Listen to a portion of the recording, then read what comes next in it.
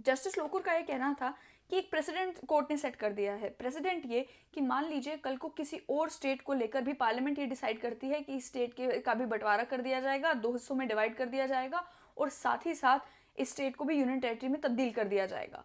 वो स्टेट जो है वो सुप्रीम कोर्ट में जाती है और कहती है कि स्टेट असेंबली ने तो रिकमेंड किया नहीं था, उसके बावजूद भी सब कुछ हो गया। तो सुप्रीम कोर्ट उस मामले में क्या कहेगी? क्या सुप्रीम कोर्ट ये कहेगी कि भाई स्टेट असेंबली की रिकमेंडेशन जो है वो नॉन बाइंडिंग नहीं है?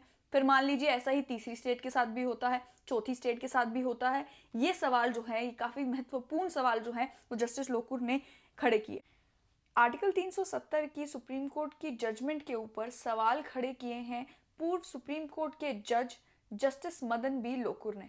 उनका ये कहना है कि जिस रीजनिंग का इस्तेमाल किया गया है इस जजमेंट में, वो रीजनिंग सही नहीं लग रही और सुप्रीम कोर्ट को दोबारा से रिव्यू उस मामले का लेना चाहिए। ये सभी बातें सुप्रीम कोर्ट के पूर्व जज ने एक मीडिया ऑर्गेनाइजेशन से बात करते हुए कही और उनका कहना ये था कि जहां एक तरफ आर्टिकल 370 के मामले को लेकर तीन बातें थी। पहली बात ये कि रिपरकशन ये थे आर्टिकल 370 के अमेंडमेंट के कि पूरा का पूरा जो भारत का संविधान है वो जम्मू कश्मीर के ऊपर लागू हो गया।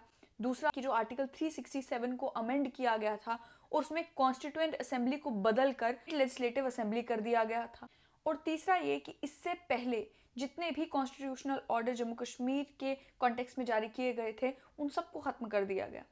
लेकिन पूर्व जज जस्टिस मदन बी लोकुर का ये कहना था कि जहां एक तरफ आर्टिकल 367 को जिस तरीके से अमेंड किया गया और उसमें कॉन्स्टिट्यूएंट असेंबली को बदलकर लेजिस्लेटिव असेंबली मान लिया गया, जब उस पूरे प्रोसेस को सुप्रीम कोर्ट ने खुद ही अल्ट्रा वायरस डिक्लेयर कर दिया है तो उसकी वजह से बाकी की जजमेंट समझने में मुश्किल होती है। ये कहा गया कि पहली बात तो ये जजमेंट काफ़ी लंबी और काफ़ी कॉम्प्लिकेटेड है, काफ़ी बैक एंड फोर्थ इसमें होता रहता है। लेकिन अगर आप 200-250 पेज जो है उसमें कम कर दें फिर थोड़ा समझ आना शुरू होता है कि मामला आखिर क्या है।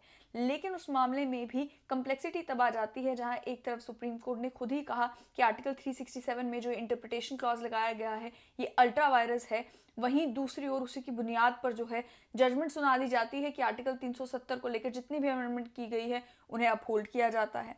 साथ ही में उनका ओपिनियन ये था कि ये जो कंक्लूजन है कोर्ट की, इसे प्रॉपर रीजनिंग के साथ नहीं समझा जा सकता। ऐसा लग रहा है कि ये असर्शंस हैं। उनसे सवाल किए गए कि क्या आपको लगता है कि ये जजमेंट ना ही साफ है ना ही कन्विंसिंग है, तो उनका साफ तौर पर ये कहना था कि मैं जो रीजनिंग दी गई है उससे सेटिस्फाइड नहीं हूँ। उनका ये ओपिनियन था कि ये कोर्ट के पार्ट पर एक बहुत बड़ा एरर था कि ये सवाल कि क्या स्टेट असेंबली के कंसेंट के बगैर जम्मू कश्मीर रीऑर्गेनाइजेशन एक्ट 2019 जो है वो केवल प्रेसिडेंट रूल के अंदर पास किया जा सकता है या नहीं, ये असर्ट किया गया। ये एक इशू था जो डायरेक्टली सुप्रीम कोर्ट के सामने था और इसे उन्होंने डिसाइड नहीं किया। उनका कहना था कि एक अप्रोप्रिएट केस में इसे जो है वो डिसाइड किया जाएगा। मैं नहीं समझ पा रहा कि इससे ज़्यादा अप्रोप्रिएट केस और क्या होता।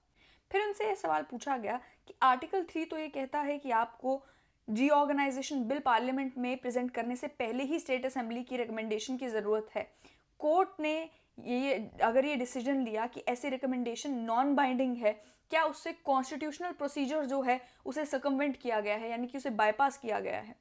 इसका जवाब देते हुए जस्टिस लोकुर ने एक्सप्लेन किया कि एक तरफ कोर्ट जो है वो ये कह रहा है कि प्रेसिडेंट ने पावर्स अज्यूम कर ली, powers of recommendation by state assembly assume कर ली आर्टिकल 370 को एब्रिगेट करने के लिए। लेकिन वही दूसरी ओर जब आर्टिकल 3 की बात आती है, सेम लॉजिक उसमें भी अप्लाई किया जा सकता है कि क्योंकि प्रेसिडेंट जो है वो रिस्पॉन्सिबिलिटी स्टेट असेंबली की अज्यूम कर लेता है ड्यूरिंग इम्पोजिशन ऑफ आर्टिकल 356, लेकिन रिकमेंडेशन दी नहीं गई। इसी को लेकर जस्टिस लोकुर ने कहा कि लॉजिकल रीजनिंग जो है वो कोर्ट के द्वारा फॉलो नहीं की गई और ऐसा लग रहा है साफ तौर पर कि जो आर्टिकल 3 है उसे सर्कमवेंट किया गया, उसे बाईपास किया गया इस रीऑर्गेनाइजेशन के क्वेश्चन को डिसाइड करने के लिए। थ्योरेटिकली जस्टिस लोकुर का ये कहना था कि एक प्रेसिडेंट कोर्ट ने सेट कर दिया है। प्रेसिडेंट ये कि मान लीजिए कल को किसी और स्टेट को लेकर भी पार्लियामेंट ये डिसाइड करती है कि इस स्टेट के का भी बंटवारा कर दिया जाएगा, दो हिस्सों में डिवाइड कर दिया जाएगा और साथ ही साथ इस स्टेट को भी यूनियन टेरिटरी में तब्दील कर दिया जाएगा। वो स्टेट जो है वो सुप्रीम कोर्ट में जाती है और कहती है कि स्टेट असेंबली ने तो रिकमेंड किया नहीं था, उसके बावजूद भी सब कुछ हो गया। तो सुप्रीम कोर्ट उस मामले में क्या कहेगी? क्या सुप्रीम कोर्ट ये कहेगी कि भाई स्टेट असेंबली की रिकमेंडेशन जो है वो नॉन बाइंडिंग नहीं है? फिर मान लीजिए ऐसा ही तीसरी स्टेट के साथ भी होता है, चौथी स्टेट के साथ भी होता है। ये सवाल जो है, ये काफ़ी महत्वपूर्ण सवाल जो है वो जस्टिस लोकुर ने खड़े किए। साथ ही साथ उन्होंने ये भी कहा था कि पहले भी रीऑर्गेनाइजेशन के जो डिसीजंस लिए गए, चाहे वो बिहार झारखंड को लेकर हो या आंध्र प्रदेश तेलंगाना को लेकर हो, ये सारे के सारे फैसले जो है स्टेट की लेजिस्लेटिव असेंबली से रिकमेंडेशन के बाद फैसले लिए गए। अगर ये मान लिया जाता है कि रिकमेंडेशन बाइंडिंग नहीं है, तो इसके जो है फेडरलिज्म के ऊपर क्या रिपरकशंस होंगे, ये आने वाला समय बताएगा। इसके साथ साथ में आखिर में उनका ये कहना था कि जो जजमेंट है उसको लेकर जो सुप्रीम कोर्ट है उसे दोबारा से रिव्यू में बैठना चाहिए। जो रीजनिंग है वो रीजनिंग से मैं सेटिस्फाइड नहीं हूँ, ऐसा जस्टिस मदन बी लोकुर का कहना था। और उन्होंने ये क्लैरिफाई किया कि ये जो रूलिंग है वो इसे जुडिशरी का लो मूवमेंट तो नहीं मानते, लेकिन ऐसा मूवमेंट ज़रूर मानते हैं जिसको लेकर वो गर्वान्वित नहीं है।